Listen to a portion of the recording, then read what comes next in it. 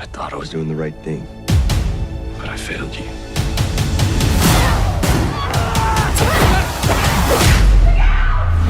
The end with the fight, it lands him in a coma. So kind of talk to me a little bit about what you can share regarding his recovery and what we'll see unfold.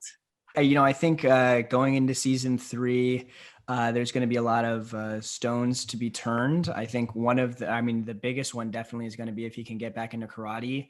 I think he wants that more than anything.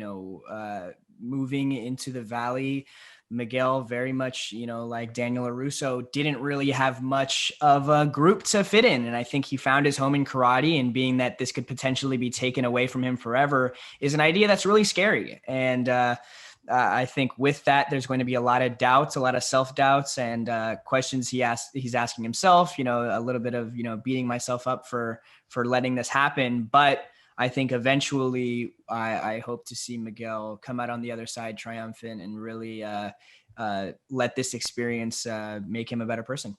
Jacob, we see with Hawk in this one, there's so much going on internally with him. And I feel like you convey that so well. Not only do we see what you're playing out, but, as Torin, talk to me about, navigating those fine lines between, what standing up for what you believe in and the self-defense and discipline of karate to when maybe that crosses over to a violence or a bullying and kind of where that sits with people. Yeah, I think the writers do a really good job.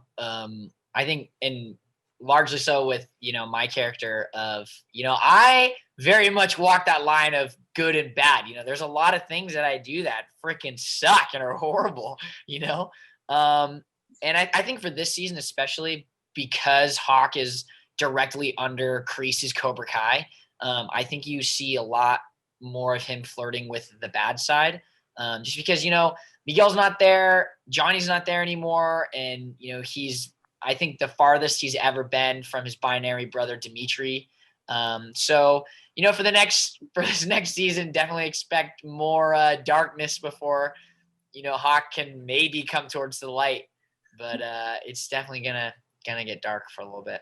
One of the things that I think is definitely a relatable theme and very present within this season is kind of the idea of male leadership and mentorship. We have Daniel style, we have Johnny style, Kreese's into the fold, and it's difficult for the students to kind of navigate who they should align with. So maybe talk to me a little bit about the importance of leadership and mentorship and where they're getting that from.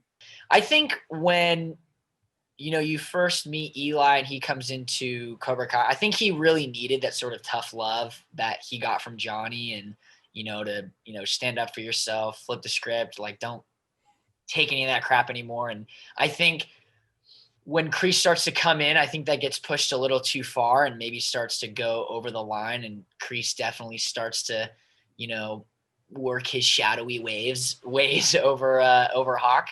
But I definitely think that, in terms of like the mentorship, I definitely think that Johnny is really good for the kids and is really good for Eli in particular.